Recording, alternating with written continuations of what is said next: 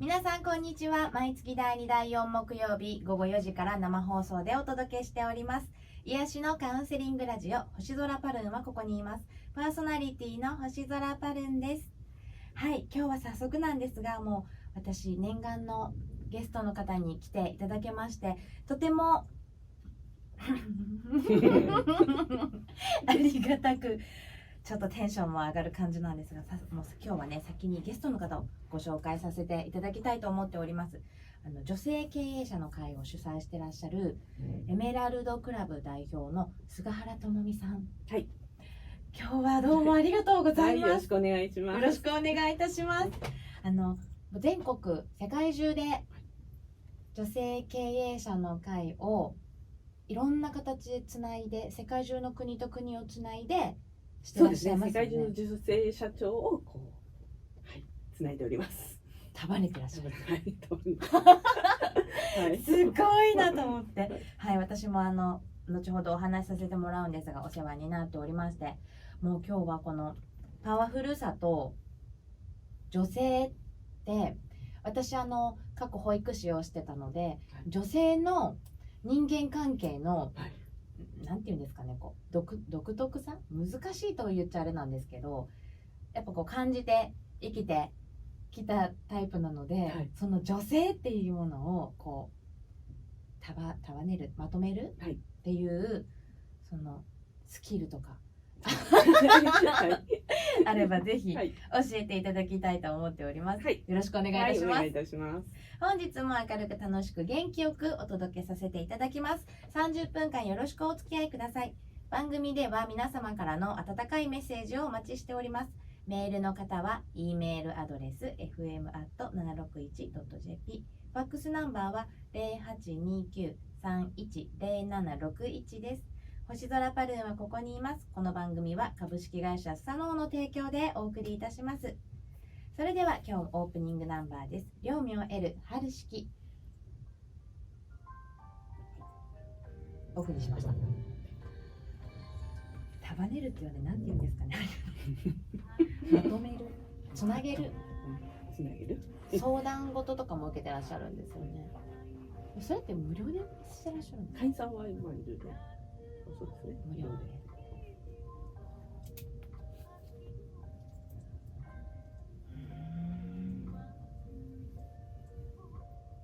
ビジネスのマッチングですかね。あとはスキルアップのセミナー。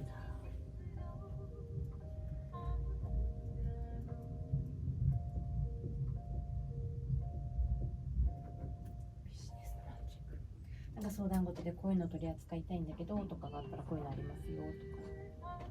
そうですね、こういう人を紹介しますとか。情報がすべて頭に入ってらっしゃる。頭に割とな情報が入ってくるので、日々エメラルドクラブだからって言って入ってくる情報が入ってくる。お仕事の比率で言ったら、もう全部どれもこれもこういろいろお仕事事業展開してらっしゃるじゃないですか。エメラルドクラブのお仕事とご自身の事業と同じですか？55とか。いや、エメラルドクラブとか情報サイト作ったりとか、エメラルドクラブの関連する事業とか、そういうのが多いですよ。やっぱり8割9割。あ、そうなんですね。他の、輸出入とかそういうのはうちのスタッフに任せてるので、ある程度決めるところだけ。なので私はエメラルドクラブはどうしたら発展するかとか、それをどういうふうにお金にしていくかとか、1万人にしたいので1万人するためにっていうところをずっと考えてます。今何人なんですか？1500人。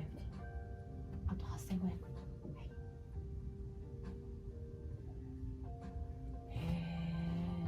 なので、イグチャンネルという情報サイト作ったりとか、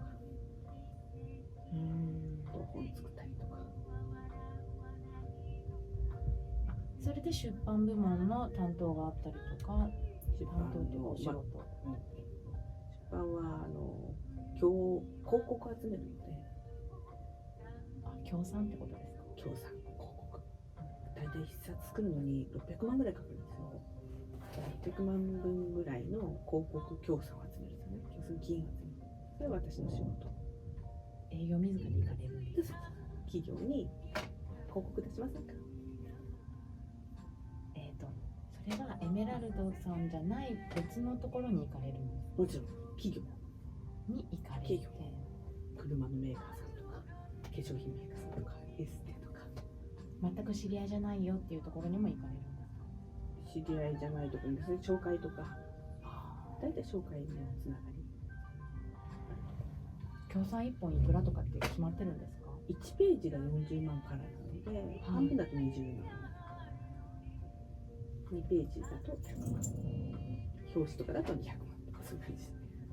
広告の協賛ですね。へ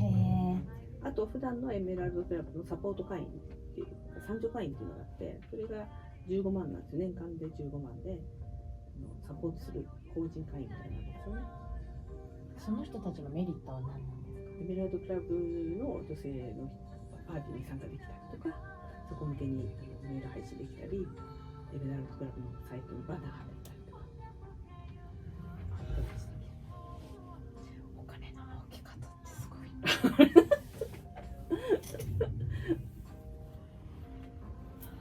なんですね。それでやっていくと、それこは男性でも OK なんです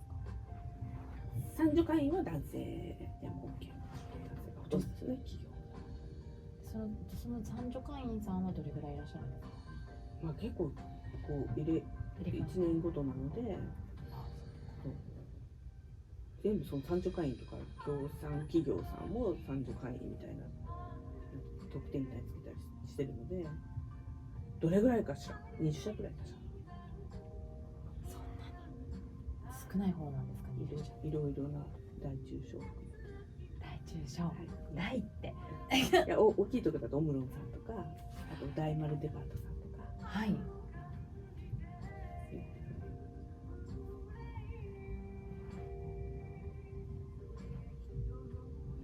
昔からというか、もう何か自分でやりたいって思ってらっしゃって、昨日のお話だとそこから何しようって思われたっておっしゃってたじゃないですか。なんかずっと自分でやってみたい事業をっていうか。基本はないものを生むのが大好きなので、何でもそういうのを考えちゃうんですね。あ、これだったらこれだったら面白そうだなとか。私も今やりたいけどできない事業って3つぐらいあって、その熱量が変わらなかったら多分ある程度今やってるのが落ち着くとこれやろうって思っちゃう。会社いくつ持ってらっしゃるんですかとか聞いても大丈夫なんですか？聞いてもいいですけど最近あれだ、コロナのバスターズの会社が6個、コロナさんの需要多いですか？東京。そうですね。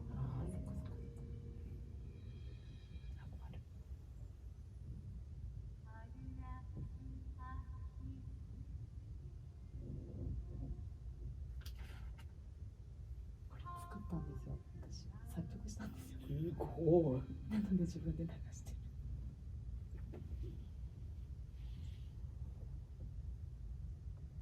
お聴きいただきました両名 L 春式でした。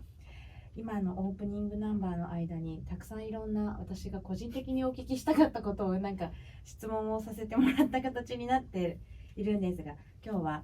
エメラルドクラブ代表菅原智美さんをお迎えしてお届けしております。女性経営者さんが会員さんのエメラルドクラブさん。はい、そうですね。女性の経営者だけが入会できる会員になってます。私会員になったんですよ。ありがとうございます。広島支部もやっと立ち上がりまして。そうなんですよ。もう念願の、本当に広島の男性経営者の方にこういう会があってっていうのをお話しした時に、例えばダイヤモンドクラブさんっていうんですかね、ダイヤモンド会員さんですかね、失礼いたしました。その年商ですね、1億円以上の方が入れるダイヤモンドクラブさん、会員さんっていうのがあるっていうらしいんですよ。そういうのもあるらしいんですよってお話をさせてもらった時に、女性でそんなに稼ぐ人っているんだねっていうのをやっぱり言われたんですね。で、男性のその方の感覚もあってだとは思うんですけど、はいやっぱりこう社長イコール男の人みたいなはいところがね、ありますねあるだと思うんですけど、もうバリバリ活躍してらっしゃる女性経営者さんっていう、もう私にとってはもう刺激と勉強の塊の皆さんでいらっしゃって、本当にこうすごいなと。今1500人超えるぐらいになりまして、 1500人、はい、大体2割ぐらいがダイヤモンド会員さんですね。年収1億超えるぐらい1500人のの中中で、だからなので300人超えるぐらいはいますね。憧れますね。そうなんですね。私エメラルドクラブさんっていうものを初めて知ったのがテレビだったんですよ。ありがとうございます。マツコ会議ですかね。はい皆さん着物着てらっしゃったかな、なんかお食事のその会でした。はいでこの女性社長さんが集まる、はいそういうのがありますみたいな。でそこに潜入しますかなんかそんなのだったかな。はいで何なんだこの世界と思ってでそうなんです。そこから今回広島支部の、支部長っていう形で天の川っていうのがいるんですが、教えてもらって、はいで見たみたいな。でじゃあっていうので今年の1月でした。そうですね。はい、名古屋で新年会が開催されますっていうので、ちょっとどんな方が集まってっていう本当夢と期待と、はいもうなんか何もわからないちょっと地方から来ましたみたいな感じのでお伺いさせてもらって、すごい楽しくって刺激的で、こういう世界ってあったんだっていう。でそういうのをどんどんこういろんなことを勉強させてもらっていくと、皆さんいろんなお仕事をしてらっしゃって、事業っていう枠がすごいなって。そうですね。7割ぐらい、8割ぐらいですかね、女性向けの商品サービスを扱ってる方がやっぱり多いんですね。これが女性社長の特徴かなと思うんですけど、心理的なものであったりとかっていうのもそうですか。自分が好きだったり自分があったらいいなと思うものをビジネスにしている傾向が高いですね。男性の経営者だとね、男性なんだけど化粧品やったりエステやったりしてる人もいるじゃないですか。いらっしゃいます。女性だと女性向けのものをやってる人が多い。自分の好きなものを事業にして、奥さんいらっしゃる方は子供向けの学童保育とか保育園やったりとか子供服やったりっていう人がやっぱり多いですし、美容が好きな人は化粧品やったりエステやったりの人が多いですし、好きなものを形に仕事にしてる人が多いと思いますね。私先ほど菅原さんのエメラルドクラブさんって女性経営者の会じゃないですか。なのでエメラルドクラブさんを主催してらっしゃる菅原さんのお仕事についてお伺いしたんですけど、会社たくさんあるんですね。そうですね。すごい幅広いですよね。幅広いですかね。私のこれが価値観なんですよ。ちっちゃい。いろいろやりたくなってしまうので、やっぱりそれの事業ごとに会社を立ち上げてっていう形で、だってこの事業は3年で成長させて売ろうとか、この事業はこの人にあげようとか、そういうやっぱり事業ごとに分けた方がやりやすいじゃないですか。この事業を3年後にこうして売ろうっていう、そこまで計画を立てて立ち上げてらっしゃってっていうこと。そうですね。事業を始める前にその先どうするのかっていう、まさか自分がね20年30年後にその事業をやりたいと思うものだったらいいんですけど、今そういうふうには思ってないので、どちらかというともう世界中を旅しながらパソコン1個で仕事したいみたいな感じなので、かっこいいそこを目指しているので、やはりその新しいことやるのは、じゃあこの人にとかこう成長させていこうとか、ないものを作るのがすごく好きなので、そういうふうに考えてます。私さっきそのフレーズをお聞きして、確かにと思って、ないものを作る生み出す、それってなんか本当ね、ドラえもんの主題歌が浮かんで、あんなこといいなみたいな、できたらいいなみたいな。ちょっと最近私の中での流行りなんですけど。結構起業したい人なんかが相談来るんですけど、自分が持ってるとか自分がやってきたことの延長で起業しようと思う人が多いんですけど、それが好きだったら全然いいんですけど、はい。そうじゃないこともやろうと思えばできると思うので、別にそこの固定概念にとらわれなくてもいいなと思うんですよね。なので全く飲食やったことなかったですけど、唐揚げ屋さんも10店舗とか経営してましたし、全く輸出入もしたことないのに今は貿易の仕事をしてますけど、全く一回もやったことないところをチャレンジして今ビジネスになっているので、なんでできないことはないな。やってできないことって思い浮かばない、違う、ごめんなさいね。できないことは思い浮かべられないので。そう、それです。ありがとうございます。はい、それですよね。なりたいものには何にでもなれる。確かにそうですよね。そうですよね。それをなんか勝手にね、今までずっとエステで働いてたのでエステで独立しますみたいな人がすごく多いイメージがしていて、別にね、好きだったら飲食やればいいし、ノウハウが分かるから安心なんですかね。そうですね、安心っていうところなんですね。でも事業をやっていこうと思ったら安心ってどうですか？安心っていうよりも自信の方がやっぱり大切で、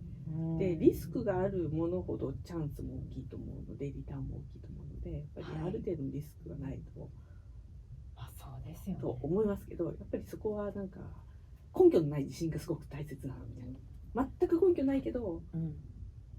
必ずこうしてやるみたいな気持ちが大切だと思いますけどね。起業したいなって思ってらっしゃる方、特に女性の方って今すごく私も周りに多くて、でいろんなお話を聞くことが多いんですね。こういう風にやってみたいんだけどって。だけどそのイメージがあって夢があって、やっぱり夢を持つことってすごくこう生きるのに楽しいし、何歳になっても大事なことだと思うんですね。で、ああいうことをしてみたいなって思った時に、そのイメージはできても、そこまで行き着く方法みたいなところで皆さんいろいろ模索をされて、その段階で例えばこれなんか違うのかなとか思われる方とかも多いと思うんですけど、その間の方法っていうのは、例えば先ほど貿易の仕事はしたことなかったけどやってみたけらできたよっていうお話を聞かせてくださったじゃないですか。その間ってどういうふうに間って考えないでまず動いてみるって感じですよね。じゃあどうするんだろうみたいな感じで、そういうやってる人に聞くとか、今ネットがあるのでね、いくらでも調べられるし、初めのやっぱり私が起業した頃なんかそんなに当たり前のようにネットに情報がしてなかったので、本屋さん行って調べてとかね、そういう時代だったので、そう考えると今すごくお得というかね、何でも Google 君が教えてくれるみたいな。そうですよね、携帯一つで Google 先生が教えてくれるし、確かに、Facebook とかインスタとかそのプロに聞こうと思えば聞けるし、メッセージも送れるし、会いたい人には誰にでも会えるしと思いますよね。まずは動くことが大事。そうです、やってみて。そうですよね。やってみて違った時にやり方変えるっていうの。あと知り合いに輸入の仕事したいんだけど、誰か詳しい人紹介してって、5人ぐらいに声かければ絶対誰かつながりますから。5人。と思いますよね。言っていくと、毎日それ言ってたら絶対誰かにつながります。言葉に出すことってやっぱり大事なんですね。そうですね。言葉に出してでそれを発信していった時に、それが一個の行動なんですよね。言葉にすることとかネットで調べることとか、少しの発信とか少しの言葉っていうそのちょっとのことだけでもすごく行動がそれがつながっていって結果がついてくるっていうことですかね。そうですね。私もエメラルドクラブ今12年目なんですけど、初めの時は100人の女性経営者の会作りますって言ってたんですよ。まだ100人、東京で100人の女性経営者の会作りますって言って、まだ10人とか20人の時に、けど100人でもすごいって言われてて、その時に私のことを誰かが紹介してくれる時に、まだ会員が15人とかしかいないんですよ。それなのに100人の女性経営者を作る菅原さんって紹介してくれたわけですよ。作るですよ。今はいないけど作る菅原さんって紹介してる。そうすると「すごいですね」って言われて「いや全然今はすごくないんです、まだ15人ですけど1年以内に100人します」って言って、それが実現化するわけですね。そういうことを言い続けていくと。それを紹介の時にそのフレーズでご紹介をしてくれるわけですよ。あ、じゃあすごい人ですねって、いやいやまだすごくないんですけどすごくなりますって言って100人にしますからって言ってたんですよね。今度それが今度1年以内に100人になったら今度1000人にしようって言って1000人の女性経営者の会作りますってフレーズを変えたわけですよ。100人になったので、はい、あと3年以内に1000人にしますって言って、はい、じゃあ1000人になったわけです。なので今は1万人にしますって言ってますなので1万人にします次お会いさせてもらう時何人っておっしゃるんですかまずは1万人やっぱり言葉って大事ですよね。以前お話しさせてもらった時にそのマイナスな言葉とかを言ってるとそういう風にやっぱりこうなるからって。そうですね、引きずまれていきますね。引きずられていきますね。本当にそうだなと思っていて、難しいとかダメとかできないって言ってるうちは言葉の発信すら多分行動にはならないと思うので、難しいと思ってるからやらないじゃないですか。なのでやっぱりできるとかうまくいくとか簡単って思ってこうそれを言葉にするとできると思えばできるような行動を取るでしょうし、やっぱり人間動かないと、もし叶えたい夢がある時にあれば、そうですね、動くとあと発言する言葉にする。すごいそれって大事なことですよね。けど言うことってお金もかからないし、別に1年後こうなりますって自分のやりたいこととかね、日本一のエステ社になりますってそんな勝手なことじゃないですか。はい。ね、それを恥ずかしがらずに自信持って言ってたらそうなると思うんですよ。あ、じゃあ日本一って何みたいな、ね、技術が日本一なのか売り上げなのか、はいね、そうか、日本一具合はわからないね確かになんかそういうね、なんか目標というかいうことで責任も感じてくるし、はい、そうすると言っていくうちにそういえば日本一に何の日本一になろうって今度考え始めるわけですね。そうですよね。で自分のやりたいこともこうブラッシュアップしていけるっていう。はい。確かにそうですよね。もし本当今何かねこうそれが起業じゃなくても何かしてみたいなとか、あそこ行きたいここ行きたいとか何でもいいんですけど、思われることがあったらもうぜひそれは言葉に皆さんそうですね、言葉とあと具体的に日付と、あと数字を入れるっていうね、はい、と思いますよね。結婚したいって言ってたって絶対結婚できないと思うんですよね、そう言ってる人ってそれをじゃあ1年後までに年収1000万以上稼いでるサラリーマンと結婚するって決めると具体的だから、はい、どうしたら1000万以上稼いでるサラリーマンに会えるだろうって言って行動が変わっていくと思うんですよね。そうですね。それが結婚したいじゃいつまでたってもできないので、確かにダメですよね。具体的にならないとダメですね。そうですね。皆さん結婚されたい方、具体的に発信をしてください。オープニングの時にちょっとお伺いしたんですが、その女性がたくさん集まるじゃないですか。はい、で女性の人間関係で悩んでる方とか結構いらっしゃると思うんですね。で経営をしている方とかってやっぱりこう個性的な方もたくさんいらっしゃるんじゃないのかなと思うんですけど、はい、その個性っていうものをこう関わりの中でうまくこう何かこうポリシーを持ってなんかされてらっしゃるんですか？揉めるって私は人間関係ね